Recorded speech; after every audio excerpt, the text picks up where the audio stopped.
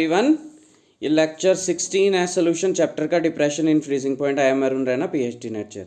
First हम discuss करेंगे test number 10। Why is alcohol soluble in water? Alcohol soluble क्यों होता है वाटर में? What is alcohol? अल्कोहल को हम लिख सकते हैं ROH।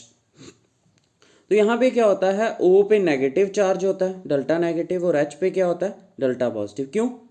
क्योंकि O की इलेक्ट्रोनेगेटिविटी होती है 3.5 और हाइड्रोजन की होती है 2.1। जितनी ज़्यादा इलेक्ट्रोनेगेटिविटी होती है वो शेयर्ड पेयर को अपनी साइड खींच लेता है। तो O खींच लेता है, इस पे नेगेटिव आ जाता है, H पे क्या आ जाता है, पॉजिटिव। तो इस तरह से ये कौन सा मॉलिक्यूल हुआ, ये मॉलिक्यूल हुआ पोलर मॉलिक्यूल हुआ। ठीक है, क्लियर। अब दूसरा वाटर भी बिल्कुल सेम, HOH। तो H की इलेक्ट्रोनेगेटिविटी O की 3.5, तो O पे आ जाएगा नेगेटिव और H पे आ जाएगा पॉजिटिव। तो ये भी क्या मॉलिक्यूल हुआ, पोलर। और देखो, एक में पोलर H है, किसी भी एक में देख सकते हो पोलर H होना चाहिए, और दूसरे में पोलर N हो, O हो या F हो, तो इंटरमॉलिक्यूलर हाइड्रोजन बॉन्डिंग बन जाती है। और ये बहुत स्ट्रॉन्ग बॉन्डिंग होती है अगर एक में पोलर हाइड्रोजन और दूसरे में पोलर नाइट्रोजन, ऑक्सीजन या फ्लोरीन हो। तो अल्कोहल सॉल्युबल क्यों होते हैं वाटर में? अब आपको ये बताना है कि अल्कोहल सॉल्युबल होते हैं वाटर में क्योंकि अल्कोहल और वाटर दोनों पोलर हैं और ये इंटरमॉलिक्यूलर हाइड्रोजन बॉन्डिंग बना सकते हैं on mixing. Both are polar and can form intermolecular hydrogen. Suggest the most important type of interaction in the following pairs. First आ जाता है एन हेक्सेन और एन ऑक्टेन। दोनों अल्केन्स हैं, दोनों क्या हैं, अल्केन्स हैं, बोथ आर अल्केन्स। अल्केन्स मतलब हाइड्रोकार्बन, कार्बन और हाइड्रोजन है, जिसमें कार्बन की इलेक्ट्रोनेगेटिविटी होती है 2.5, हाइड्रोजन की होती है 2.1। तो ऑलमोस्ट पास ही है, मतलब वेरी लेस इलेक्ट्रोनेगेटिविटी डिफरेंस। इसलिए ये मॉलिक्यूल कैसे होते हैं, नॉन पोलर होते हैं। Therefore they have London forces. तो नॉन पोलर मॉलिक्यूल्स में लंडन फोर्सेस होती हैं। Next I2 and CCl4। I2 क्या है, होमो एटॉमिक मॉलिक्यूल है। जितने भी होमो एटॉमिक, जैसे H2 ले लो, S8 ले लो, P4 ले लो, जो भी जिनमें सेम टाइप ऑफ एटम्स होंगे, ये नॉन पोलर होते हैं। क्यों? क्योंकि देखो, एक I दूसरा I, दोनों की इलेक्ट्रोनेगेटिविटी सेम होगी। ठीक है, दोनों की इलेक्ट्रोनेगेटिविटी क्या है, सेम है। I की भी उतनी ही है और दूसरे I की भी। तो दोनों एक ही फोर्स से अट्रैक्ट करेंगे शेयर्ड पेयर को, और शेयर्ड पेयर कहाँ रह जाएगा, सेंटर में। नेक्स्ट है CCl4। CCl4 एक मॉलिक्यूल होता है सिमेट्रिकल मॉलिक्यूल, नोट कर लेना। सिमेट्रिकल मॉलिक्यूल होता है जिसमें सेंट्रल एटम के पास कोई भी लोन पेयर नहीं हो, no lone pair on central atom. ठीक है, प्लस सराउंडेड एटम्स जो हों वो सेम हो, सराउंडेड एटम्स क्या हो, सेम हो। तो ये कार्बन पे कोई भी लोन पेयर नहीं होता और सराउंडेड एटम सारे के सारे Cl हैं। ऐसे मॉलिक्यूल को कहते हैं सिमेट्रिकल, और सिमेट्रिकल मॉलिक्यूल क्या होते हैं, नॉन पोलर होते हैं। CCl4 clear. इसी तरह CH4 क्या होगा, वो भी नॉन पोलर।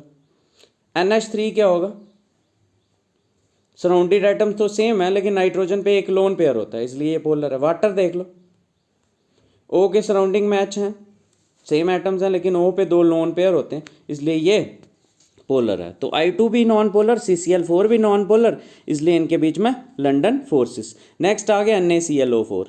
Na पॉजिटिव और ClO4। याद रखना, ClO4 को कहते हैं perchlorate, CHLORATE, perchlorate, sodium perchlorate इसका नाम बनेगा। पॉजिटिव नेगेटिव है, तो ये कौन सा हुआ, आयनिक कंपाउंड। और वाटर क्या होता है, पोलर। एक आयन और एक पोलर में फोर्स बनती है ion dipole force. NaClO4 is ionic whereas water is polar, hence they have ion dipole forces. Next question, methanol and acetone. Methanol क्या हुआ, ये अल्कोहल ही है, CH3OH। O और H के बीच में इलेक्ट्रोनेगेटिविटी डिफरेंस O की कितनी होती है, मेंशन करें कमेंट बॉक्स में। H की 2.1। ठीक है, और दूसरा एसीटोन। एसीटोन क्या होता है, CH3CO और CH3। C की कितनी होती है 2.5, O की कितनी होती है 3.5। तो O पे कौन सा चार्ज आ जाएगा, नेगेटिव। C पे कौन सा चार्ज आ जाएगा, पॉजिटिव। ये भी पोलर मॉलिक्यूल है मिथनॉल, और एसीटोन भी क्या है, पोलर। लेकिन जब इन दोनों को मिक्स करते हैं, H पे पॉजिटिव आ जाता है और O पे नेगेटिव। तो H और O अगर पॉजिटिव नेगेटिव हो तो कौन सा चार्ज कौन सी फोर्स आती है, इंटरमालिकुलर हाइड्रोजन बॉन्डिंग। अब एक होती है डाइपोल डाइपोल, एक होती है इंटरमालिकुलर हाइड्रोजन बॉन्डिंग। तो इंटरमालिकुलर हाइड्रोजन में भी तो pole pole positive polar polar ही अट्रैक्ट करते हैं, तो आप बोल सकते हो intermolecular hydrogen bonding is the strongest dipole dipole forces, strongest among dipole dipole force. तो बोथ मिथनॉल और एसीटोन पोलर हैं which can form intermolecular hydrogen bonding. Next आ गया एसीटोनाइट्राइल। एसीटोनाइट्राइल क्या होता है, CH3CN, C की इलेक्ट्रोनेगेटिविटी 2.5, N की 3.0, तो N पे नेगेटिव, C पे पॉजिटिव।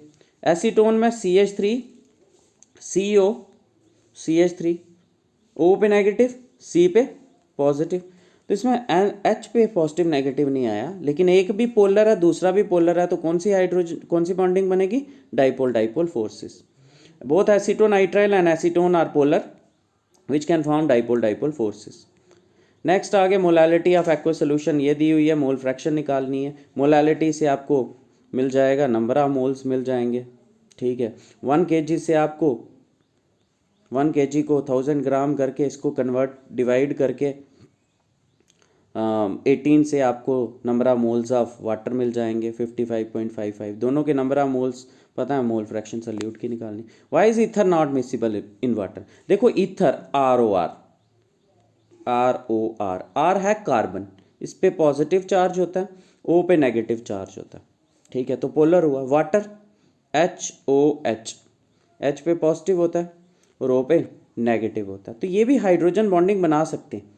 लेकिन अब इसमें ईथर ऐसा नहीं है कि ईथर में मिसिबल नहीं होते, लेकिन अगर R वाला पार्ट R में क्या होता है, कार्बन और हाइड्रोजन, CH3 हो गया जैसे, C2H5 हाइड्रोकार्बन पार्ट। अगर ये बढ़ते जाए ऐसे और H कौन सी बॉन्डिंग बनाएंगे, इंटरमालिकुलर हाइड्रोजन बॉन्डिंग। लेकिन अगर ये R बढ़ते जाएगा तो ये हिंडर करेंगे कि ये हाइड्रोजन बॉन्डिंग नहीं बना सके, इसलिए मिसिबल। मैं ऐसे लिखूंगा इसको कि lighter ethers are miscible with water because of intermolecular hydrogen, but as the number of carbon atoms increases their solubility decreases. Why?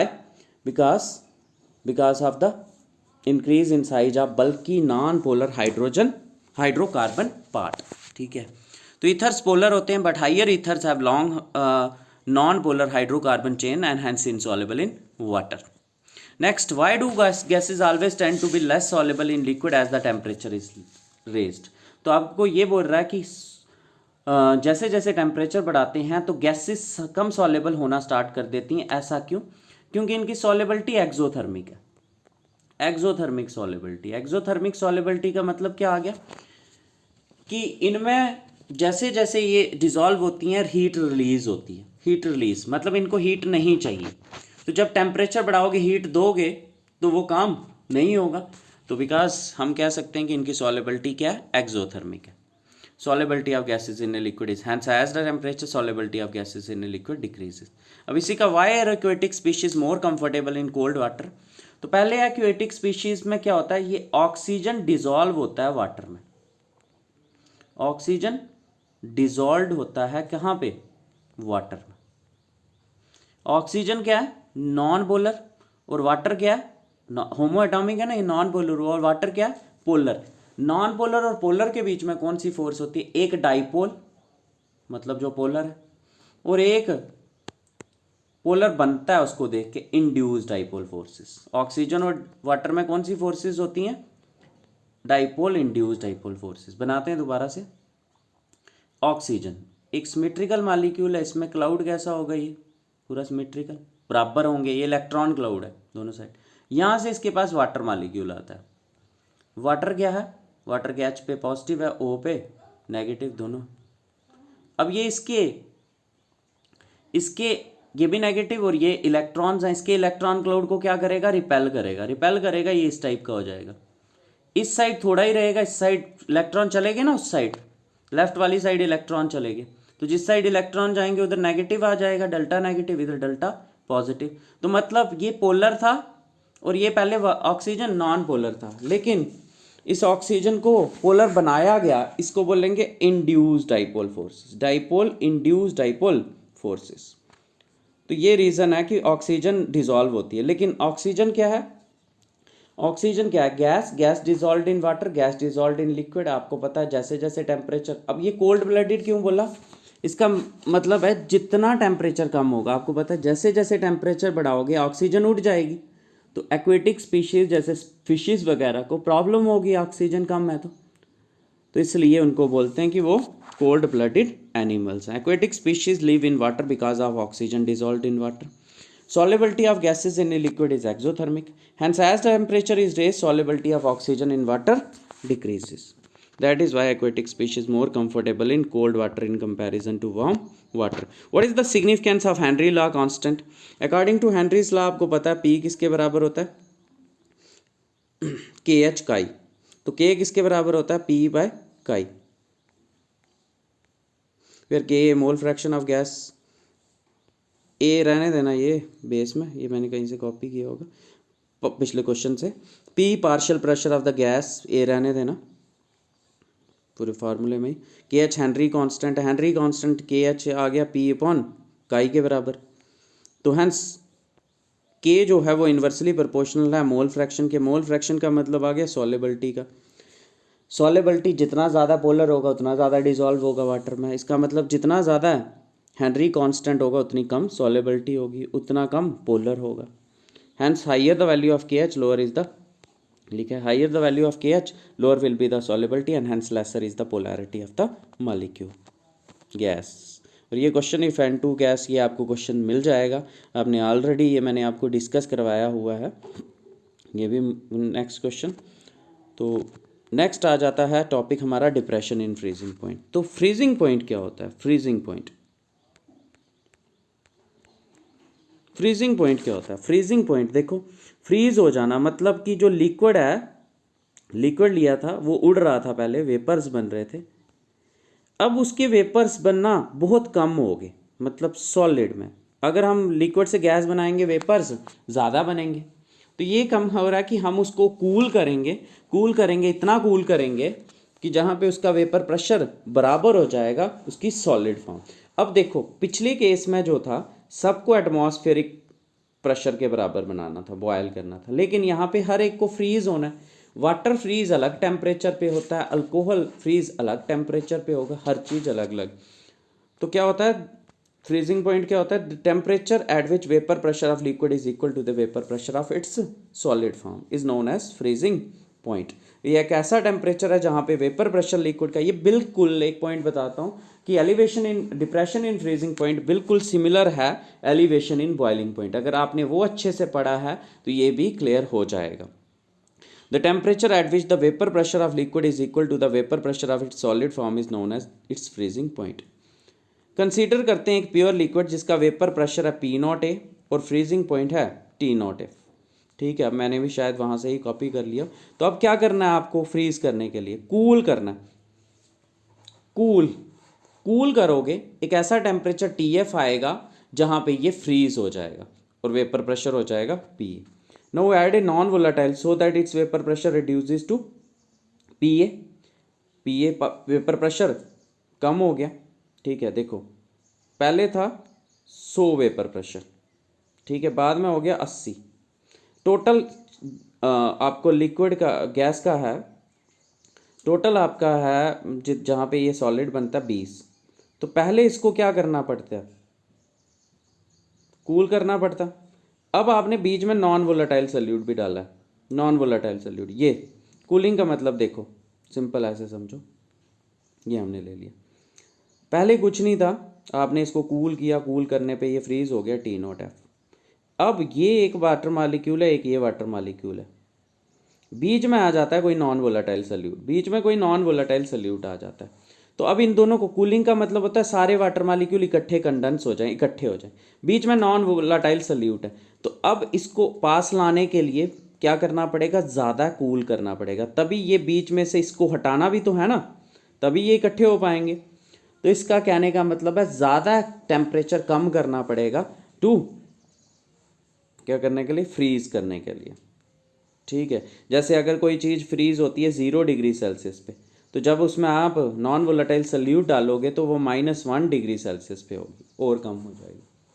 ठीक है, तो ऐसा ही होता है, जैसे आपने देखा होगा ice anti freezing agent use करते हैं जब जहाँ पे बड़ी सर्दी होती है, ठंड होती है, ठीक है। सर्दियों में आपने देखा होगा पेट्रोल डीजल वगैरह फ्रीज़ कर जाते हैं। सुबह सुबह गाड़ियाँ बहुत इसको गर्म करती हैं पहले, फिर चलना स्टार्ट करती हैं, ठीक है। जहाँ गाड़ी चल रही होगी बंद हो जाती है क्योंकि फ्रीज़ हो जा गया होता है, इंजन ऑयल हो गया, ठीक है, वगैरह। तो इसमें क्या करते हैं, जो जो एंटी फ्रीजिंग एजेंट डालते हैं कुछ, ठीक है, जैसे ग्लाइकोल डाल देते हैं। तो ग्लाइकोल क्या आ गया, सल्यूट आ गया जिसका वो बॉयल करने की क्षमता बहुत कम है, मतलब नॉन वोलाटाइल ही है। वो नॉन वोलाटाइल नहीं होता ऐसे ग्लाइकोल, लेकिन वो डालते हैं जिससे क्या हो जाता है, सल्यूट डालने से वेपर फ्रीजिंग पॉइंट क्या हो जाता है, कम। जो पहले चीज़ थी, आज टेम्परेचर है 0 डिग्री सेल्सियस, तो जो पहले 0 पे फ्रीज करती थी आज वो किस पे कर रही है, -1 पे फ्रीज कर रही है। तो अगर टेम्परेचर घर का जहाँ जिस जगह का टेम्परेचर 0 है वहाँ पे अगर ग्लाइकोल वगैरह डाला होगा तो वो चीज़ फ्रीज नहीं करेगी। क्लियर हो गया। तो क्या आ गया, ये कम हो जाता है टेम्परेचर। जैसे एलिवेशन इन बॉइलिंग पॉइंट था वो बढ़ता था तो आप लिखते थे TB - T0B। अब है, पहले क्या था, प्योर लिक्विड था जिसका फ्रीजिंग पॉइंट था T0F, ठीक है। अब उसमें आपने नॉन वोलेटाइल सल्यूट डाला तो बन गया फ्रीजिंग पॉइंट TF। तो T0F - TF जो होता है उस टर्म को बोलते हैं depression in freezing point. Delta TF equal to T0F - TF is known as depression in freezing point. It is graphically represented as, graph देखो इसका, ग्राफ में क्या है, फ्रीज होना है, फ्रीज होना है, तो ये आ जाएगा ग्राफ, इस साइड आ जाएगा टेम्परेचर और इस साइड आ जाएगा vapour pressure.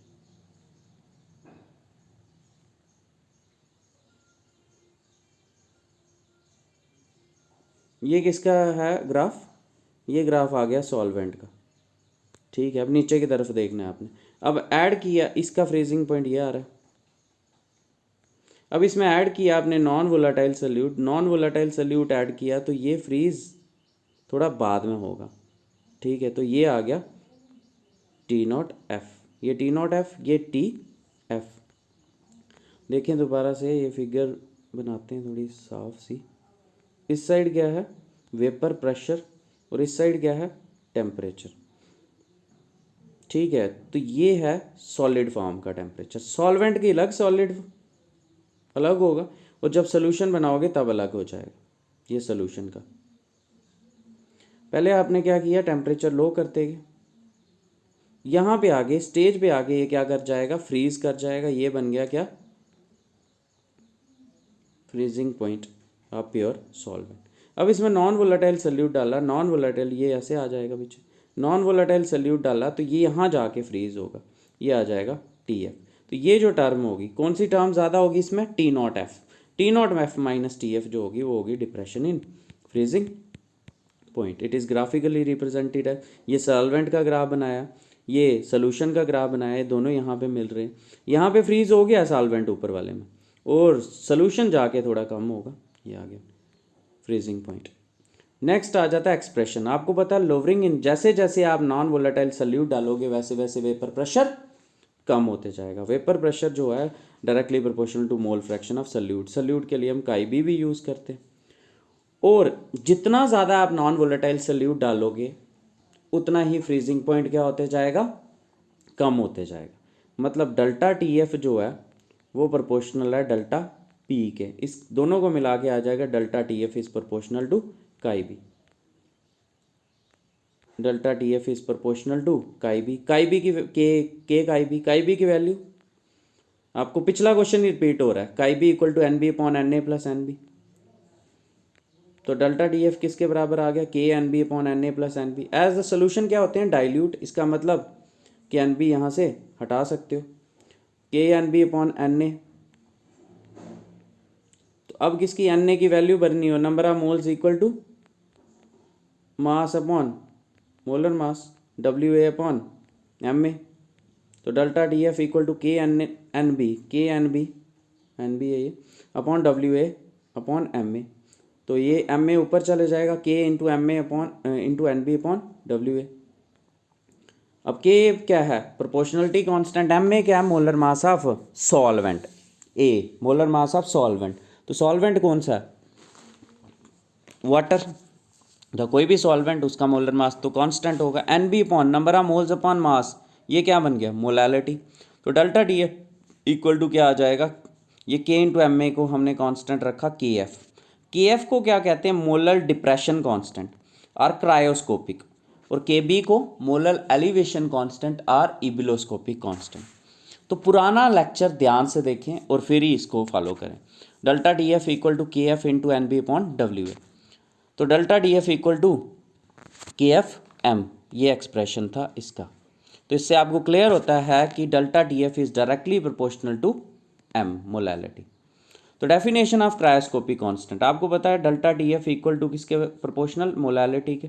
Delta D F equal to K F M, K F equal to किसके बराबर? Delta D F upon M. तो कैसे डिफाइन करोगे?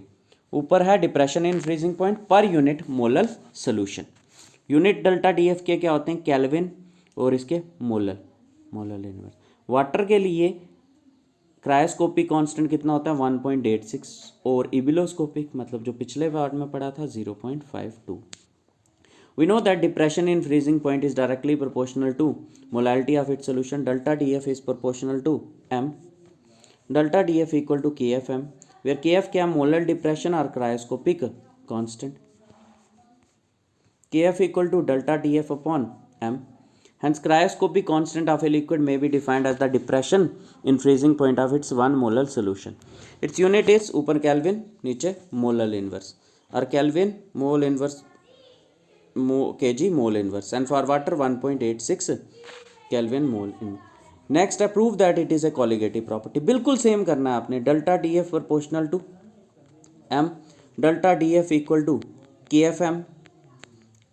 एम की जगह पे क्या भरोगे? N B upon W A into 1000। K F constant, W A constant, 1000 constant, तो delta D F proportional to N B. We know that depression in freezing point of a liquid is directly proportional to the molality of solution, that is delta df proportional to m.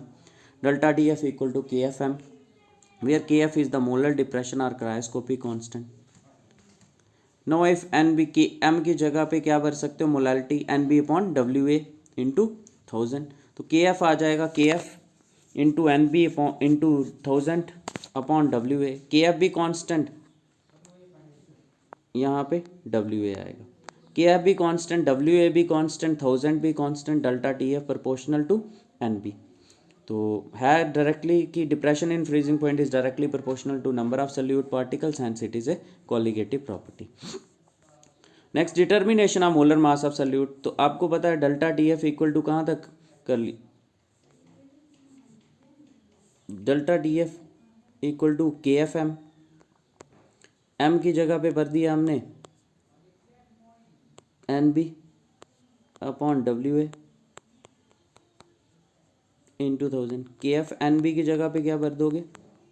W B upon M A M B और into W A into 1000। इस M B को left side ले जाओगे तो वही पुराने question में पीछे जो आपने N B equal to number of moles of solute equal to W B upon M B. तो यूजिंग इन फर्स्ट कौन सी है? यहाँ तक किया आपने। एन बी की वैल्यू भर दो, यहाँ पे डब्ल्यू ए है, एन बी की वैल्यू भर दो तो वहाँ एन बी आ जाएगा W B upon M B, और एम बी को लेफ्ट साइड ले जाओ। पहले भी किया बिल्कुल same. If W B be the weight of solute having molar mass M B, then N B equal to W B upon M B.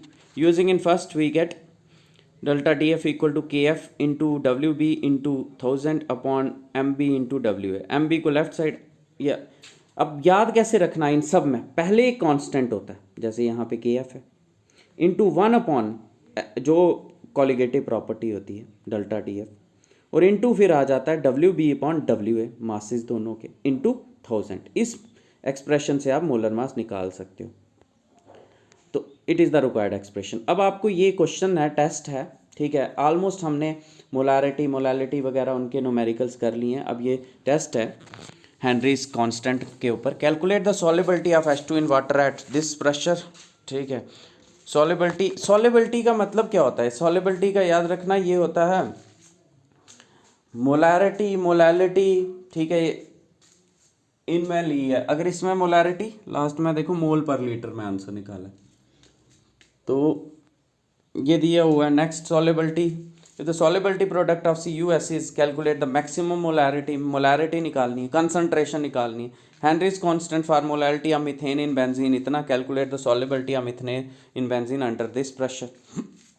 ठीक है, which one of the following gases are lowest value of Henry's constant, किसकी value होती है, क्या होता है Henry's constant, जिसका Henry constant ज़्यादा है। अब ये देखो, ये बताता हूँ मैं, N2 क्या है, नॉन पोलर, लंडन फोर्स होगी। N2 non polar. हीलियम क्या है, ये भी नॉन पोलर। H2 क्या है, नॉन पोलर। कार्बन डाइऑक्साइड क्या है, देखो ये आ गया, इसमें सराउंडेड एटम सेम है और कार्बन पे कोई भी लोन पेयर नहीं होता, ये भी क्या हुआ, नॉन पोलर। सारे नॉन पोलर हैं। जब एक ही जैसे सारे होंगे, एक पोलर हो एक नॉन पोलर हो, बंदा बता सकता है, ये सारे ही नॉन पोलर हैं। तो नॉन पोलर में देखते हैं फिर मास किसका ज़्यादा है। N2 का मास हो गया, एक N का 14 होता है, 2 का 28, हीलियम का एक कितना होता है 4, हाइड्रोजन का एक का 1 होता है 2, कार्बन डाइऑक्साइड का निकालोगे आप 44 आ जाएगा। तो अगर सबका एक ही जैसा नॉन पोलर नेचर हो तो जिसका मास ज़्यादा होगा उसमें इंटरमॉलिक्यूलर फोर्सेस ज़्यादा होंगी। तो ये भी याद रखो कि वंडरवाल फोर्सेस जो होती हैं वो डायरेक्टली प्रोपोर्शनल होती हैं मोलर मास की। तो इसमें से मोलर मास किसका ज़्यादा है, कार्बन डाइऑक्साइड का। इसका मतलब इसकी सॉल्युबिलिटी ज़्यादा है, इसकी सॉल्युबिलिटी ज़्यादा है तो हेनरीज कांस्टेंट कम। अगर एक पोलर हो एक नॉन पोलर हो फिर नेचुरली पोलर का होगा, चाहे मास कुछ भी हो। लेकिन ऐसे जनरली अगर सारे एक ही नेचर के हैं तो फिर कैसे देखेंगे। ठीक है, थैंक्स अलॉट फॉर लिसनिंग, और ये मुझे पेपर जो है सेंड करो फिर। ठीक है, जय हिंद।